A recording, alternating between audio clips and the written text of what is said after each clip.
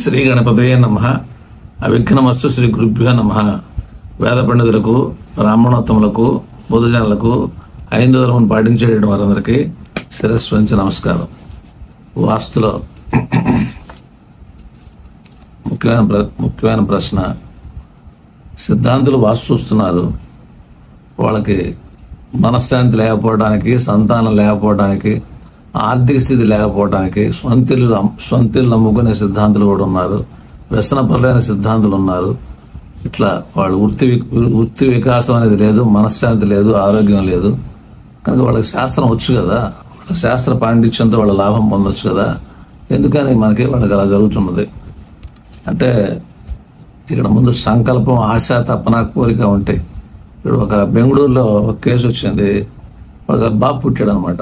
బాబు పుట్టంగానే ఈ అబ్బాయి జాతక చక్రం బాగాలేదు, ఇది తండ్రి మంచిది కాదు, కనుక ఈ అబ్బాయిని చంపేసేయండి, మీకు బాగుంటుందని చెప్పారు. చంపేయడం జరిగింది. పోలీస్ కేసు అయింది, పేపర్లో కూడా పడింది. అలా చెప్పొచ్చు సిద్ధాంతి. 18 మంది ఋషీశ్వరులు లోక కళ్యాణార్థం శాస్త్రం చెప్తున్నాం, దీన్ని అనుసరించి లాభం పొందండి అని చెప్పాలి. అందువల్ల ఈ సిద్ధాంతులు ఏంటంటే, వాళ్ళు అది చెప్పేటప్పుడు ఏంటంటే, సమాజానికి ఉపయోగపడేటటువంటి వాతావరణం, దైవభక్తి పెంచేలాగా కొద్దిగా మడి, ఆచారం, పూజలు, వాతావరణాలు చేసేటప్పుడు ఏంటంటే, కొద్దిగా వాళ్ళకి పద్ధతి అయినటువంటి జీవన విధానం. చూడండి, బ్రాహ్మిన్స్ ఉన్నారు, కోర్టు కేసులు తక్కువ ఉంటాయి. వైశ్యాస్ ఉన్నారు, కోర్టు కేసులు తక్కువ ఉంటాయి. లేవని అన్నం. ప్రవృత్తి క్యాస్ట్ బట్టి కొంత వస్తుంది, చదువును బట్టి కొంత వస్తుంది, బ్రాటప్ను బట్టి కొంత వస్తుంది, ఎన్విరాన్మెంట్ బట్టి కొంత వస్తుంది, ఉష్ణ శీతలను బట్టి కొంత వస్తుంది. రిజల్ట్స్ అనేటటువంటి చెప్తున్నారు అన్నమాట. పెంపక విధానం చాలా ముఖ్యం.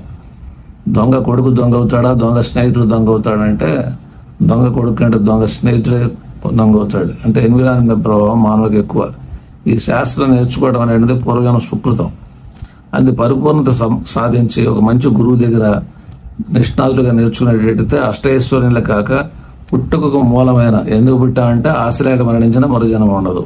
దాన ధర్మాలు చేస్తుంటే బుద్ధి కర్మేణుసారిని, పూర్వజన్మ కర్మను అనుసరించి బుద్ధి ఉంటుంది.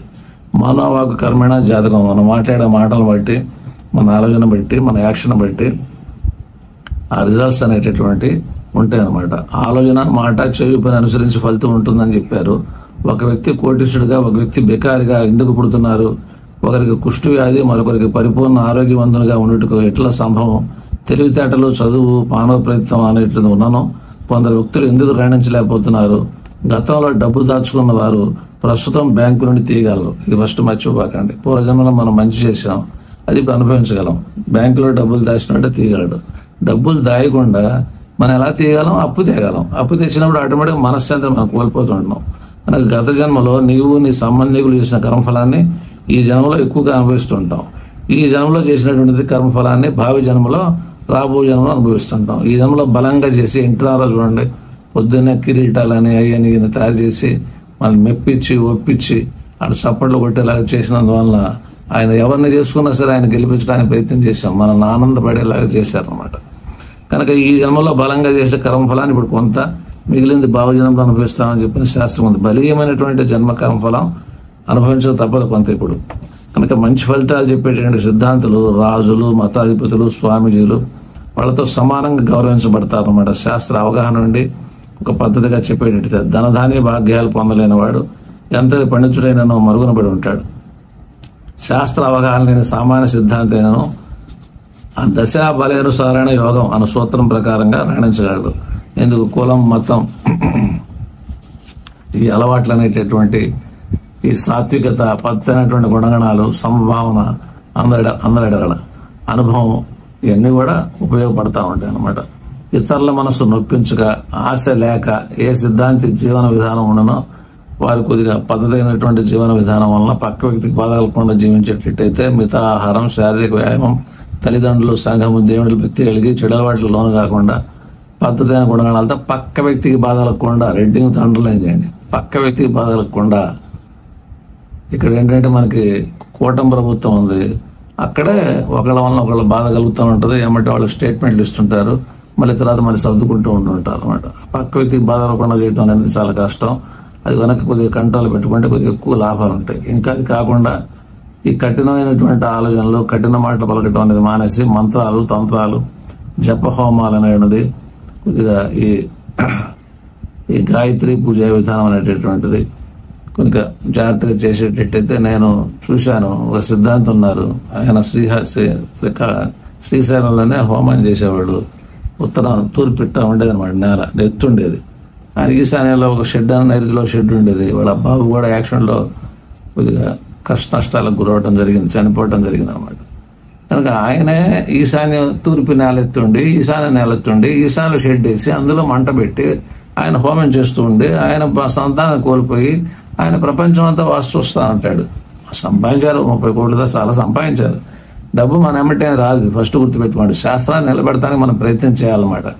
కనుక అంతర్జాతీయ జోషుడు అని చెప్పని ముందు నేను భార్య గురించి న్యాయం చేయక, పిల్లల గురించి న్యాయం చేయక, శాస్త్రం అనేటటువంటిది ఏదో మాయా మచ్చింద్రలాగా నేను చెబుతా ఉండి ఆ టైపులో ఉంటే ఏదో ఒక రోజున మనం బ్యాడ్ చూస్తాం. చనిపోయిన తర్వాత కూడా ఆ బ్యాడ్ అనేటువంటిది మనకి బయటకు వస్తూ ఉంటుంది అనమాట. అందువల్ల కొద్దిగా మన జీవన విధానం అనేటటువంటిది క్యాస్ట్ను బట్టి, బ్రాటప్ను బట్టి, ఎన్విరాన్మెంట్ బట్టి, ఉష్ణక్షేత్రాలను బట్టి, దేశకాల పరిస్థితులను బట్టి అనేటువంటిది జనరల్గా శాస్త్రంలో చెప్తారు. యుగ ధర్మం ఆచరించాలి, దేశ ధర్మం, ప్రాంత ధర్మం, సంధు ధర్మం, గోత్ర ధర్మం, క్యాస్ట్ ధర్మం అన్ని ఆలోచించాలి.